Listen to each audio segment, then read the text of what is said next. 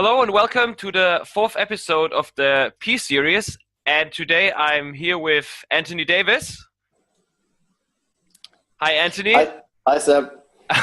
And Anthony, I met not in person, but on the internet when I saw what he's doing, and he's working with the government. Is it right or? I do a number of things. One is I work with skiers to improve their skiing or learn very quickly. But I'm the mental guy. Yeah. But locally where I live, they call me the mind man. But I've worked probably with 25 years plus with governments, both local, regional, national, to kind of effect social change. Mm-hmm. Or with businesses to improve markets, so they improve their competitiveness, or they just work better. But my interest particularly is exceptional results. In my world, it takes more energy to be mediocre than it does to be exceptional. Being mediocre takes a lot of energy. Whereas being exceptional is naturally how we work. And if you work with that, you may have to work hard, but it doesn't feel like hard work. That makes sense? Yeah, definitely.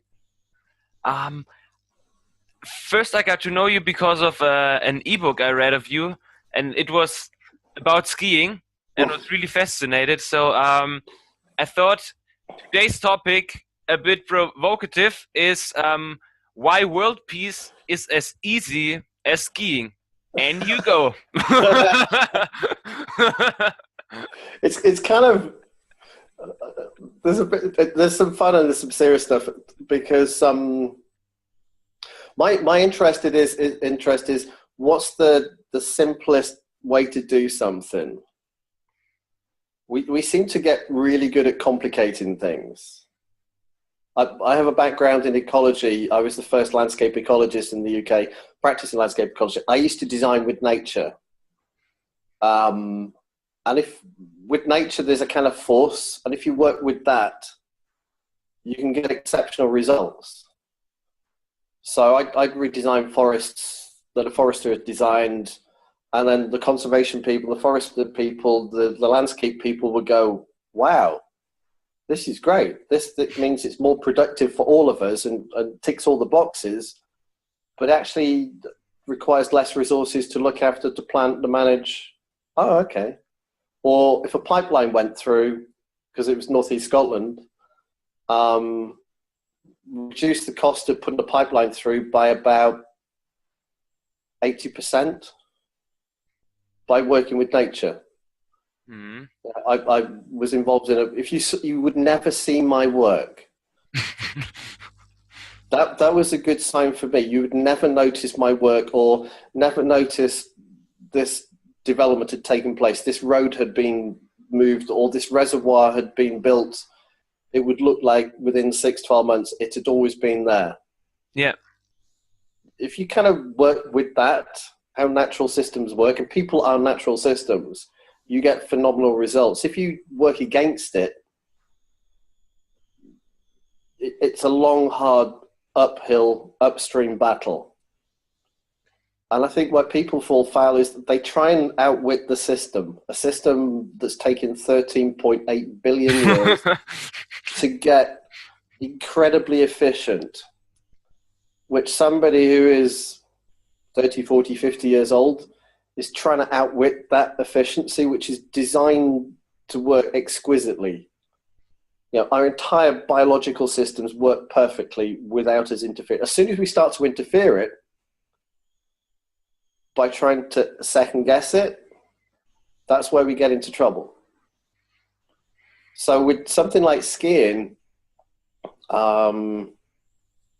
I was kind of curious. What happened with me was I was introduced by my brother to a ski instructor, and he said, is there anything, because I was a business coach at the time and still do some business coaching.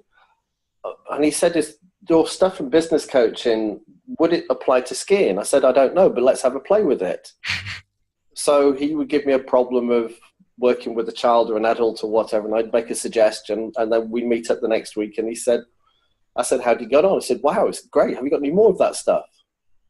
I'm a very curious guy. I'm kind of, as I said, what's the quickest and easiest and simplest way to do something? And for me, that's what's going on behind something that the results show up.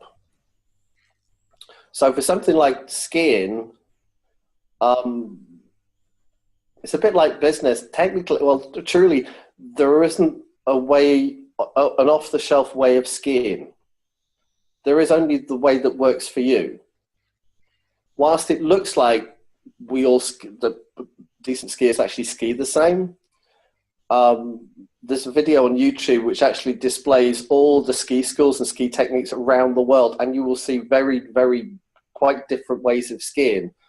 So we kind of think there is this one way, this perfect way, this one way to run a business, the one way to run an organization, this one way. If we just had that perfect, yet the one way is the way that works for you.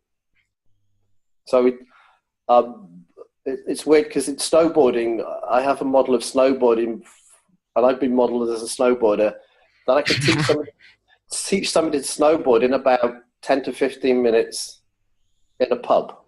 To get in a room, to get an experience of this is what snowboarding is.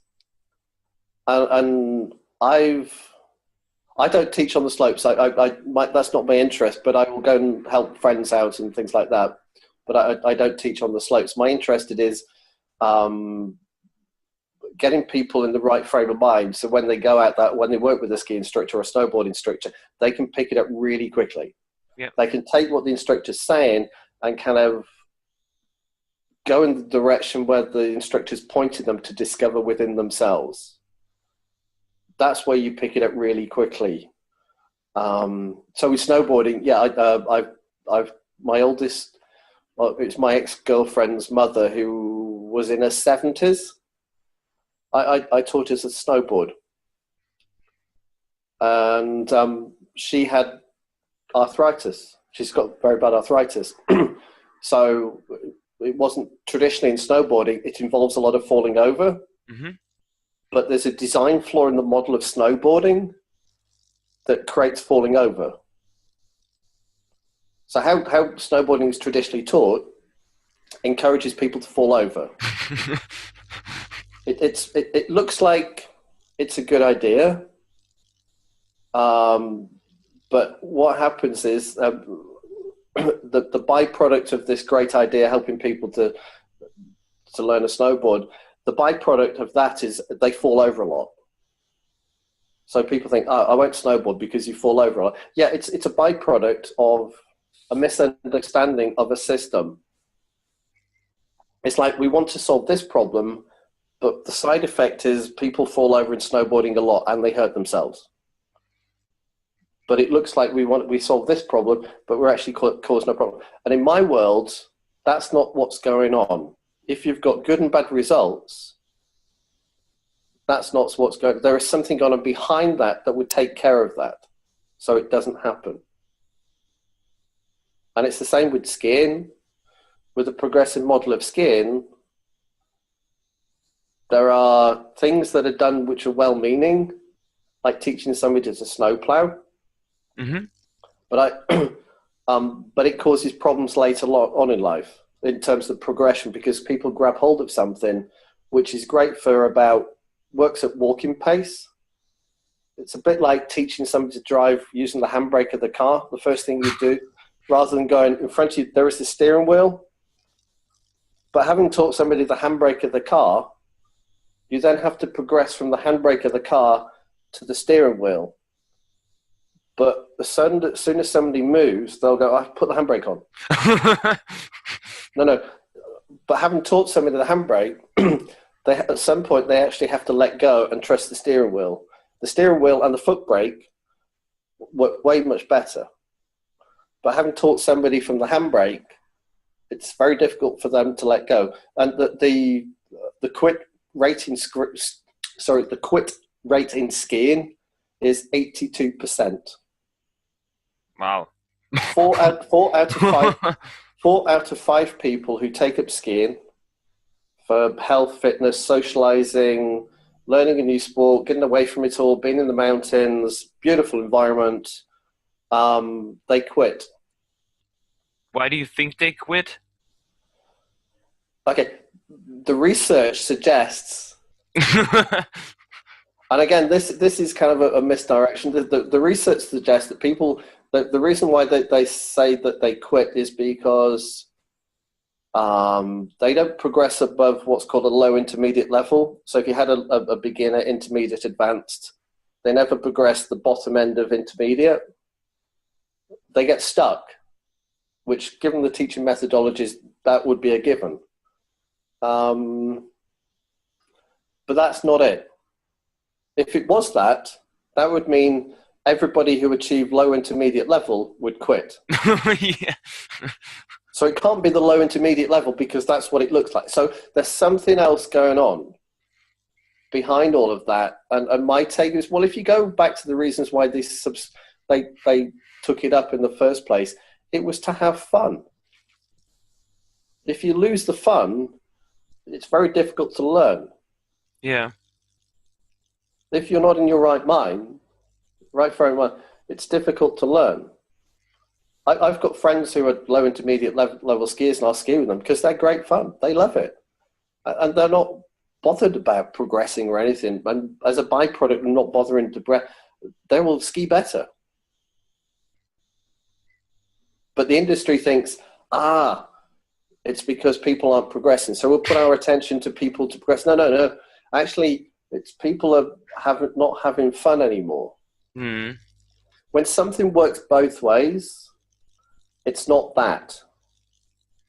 So, for example, people will say, okay, pick a topic like religion.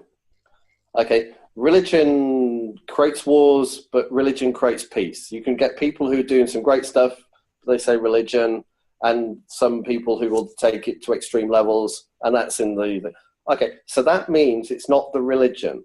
Yeah. It can't be, because this thing called religion is like my bottle of water. It has no effects, no energy whatsoever. So there's something else going on, that it's not the religion. Because religion has no energy whatsoever. So when people say religion causes what? No, it doesn't. Because religion also causes peace as well as and great things in people, as if it was the religion. So it can't be the religion. Okay. A recent one I heard was the internet.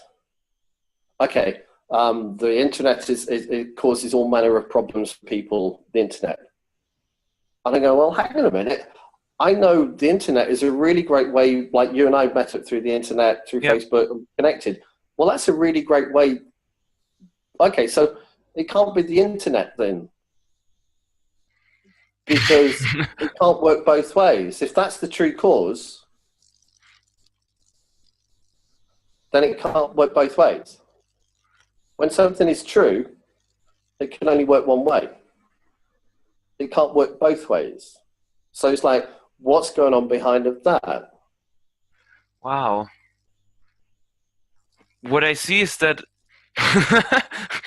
when you look into the news and the TV, you get the impression that sometimes they say it's my wife who's wrong, and some people say, yeah, I love my wife, and what you're saying would mean it's not the wife that you are feeling or that is the problem. Or, for example, people say money is evil, but people use it also for good causes, to help people in Africa, to help people. So it's not money. Yeah. Money has absolute no power energy whatsoever. Wow. I on my my blog, my website, on my ecology.com website, I posted a blog a couple of days ago because um, a, a, a company of lawyers had done a survey about the causes of ski accidents, the top 5 causes of ski accidents, and they said 27%, this is the one I remember, I think it's 27% of ski accidents are caused by people going too fast. I thought, well, that's great. So how do you explain the other 73% of people who go too fast but don't have an accident? Because if it was going too fast, then going too fast means that whoever went too fast would have an accident. Yeah. Okay. So it can't be that then. So I always go, well, what's going on to the person who is going too fast that it shows up? Because usually when they go too fast is they're actually they're kind of out of control. But actually what is showing up is their thinking. And it looks, the causes, it looks like they're going too fast, but hang on a minute, who or what is going too fast? Or rather, who is going fast? It's who. Yeah. Who is the and I said if you went back to the 1,200 people who had an accident, who said that one of the 27% who said they were going too fast, that was the reason. I bet if you asked them, what was the last thing that was going through your mind? What was the last thing you said to yourself? They'd probably go, I'm going too fast. I'm out of control. I'm going to crash. Yeah. Okay. So if you came up with that, you don't want to make a liar out of yourself. If you didn't realize that's thoughts just come to mind, you don't have to act upon them. But the ones who think, okay, I'm going to crash, they would have to go and make themselves crash. Now, again, as I said, it's not a blame, it's an innocence thing, because if you didn't know that's what was going on, we just naturally think. Thoughts do come to mind, but that doesn't make them real.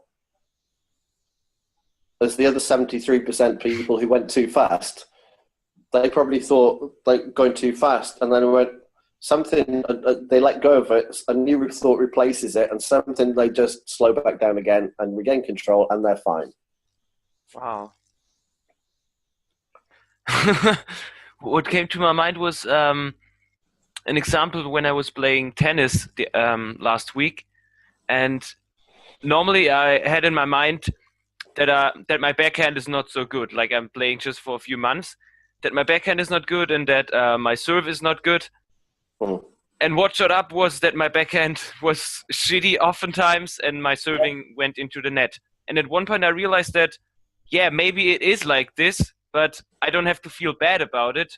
And I just realized that if I make a mistake, like why do I have to why do I have to let my head drop when I do a mistake? I mean, like, it's normal that we sometimes just don't hit the ball or whatever. And I realized that I can just embrace making mistakes. Then I learn. And what happened was that I was so clear-minded that most of the shots, they went in, and we smashed the other team, and it was just fun playing. And other times I went home and I realized, my backhand is not so good, and I was really not in the good space. And at that time I was just enjoying it, and it was fun. Yeah. I'm coaching one of the GB squad at the moment, Great Britain snowboarding squad. Ellie Suter, she's a junior. She's about to be a senior next year. It's kind of funny because we were talking for about an hour or so for the first session. Then she went off to race, and then I saw her last week, and I said, "How'd you get on?" She said, "Oh, I got first." I said, "Okay, that's great." She had 2 firsts. I said, "Well, what about the rest of the season?" She said, "Well, I've just been getting seconds. This is my first." But she wasn't kind of like, "Oh my God, I cannot believe this." Yeah. She was just going so matter of fact. She said, "I really got something out of what you said." And she kind of fitted it to herself, and she found herself doing slightly different things rather than this is what I do. So thoughts would come to mind, but she didn't jump on them. And going back to nature hates a vacuum. So as one thought disappears, another one has to come through. We're designed to do that. So she found herself thinking other stuff. So at the starting line, she was just, instead of what she would normally do, she started to do what she would naturally do. That comes to mind. She said, okay, I was just preparing myself for the first bend, the second. Okay, that's fine. And then the start, she took off and won. And I said, anything else you've noticed? She said, well, like my schoolwork, we never talked about her schoolwork. And she said, previously I had to force myself to kind of sit down for an hour. We'd get my books out. And she said, no, I'd sit down for an hour. And then when I've had enough, I'll put it to one side, I'll do something else, and then I'll come back to it. It's no longer a struggle of forcing. It's much easier. And that requires a lot less energy to do. So in her racing, because she wasn't trying to outsmart herself by thinking positively or strategizing, or what her regular coach was saying, do this, watch out for this big jump, and she doesn't like the big jumps at the moment. But I said, well, just pay attention to what you do really well and allow everything else just to catch up. Okay. And it really worked. It's not to say I'm ignoring the jumps I don't like. It's just like, well, they'll take care of themselves when they'll take care of themselves, but just pay attention, or just allow yourself to enjoy the stuff you love to do. And that will give you the time to work out how you're going to do the bigger jumps. Wow. Now you got me. Now you really got me, Tony. Last time you talked about this vacuum, that when we don't hold on to something and a new thought, like when you just like let the vacuum be, that a new thought will come in. This one hit me. And now what you said at the beginning of this conversation, that like being exceptional is way easier than being mediocre. It's like, makes so sense. Like when we hold on to our old beliefs, our old thinking, what we like always had with us, it takes a lot of energy. And when we just let the nature and the design work itself out, and just let our thoughts, whatever go through, something new will show up. Yeah. It's a lot easier.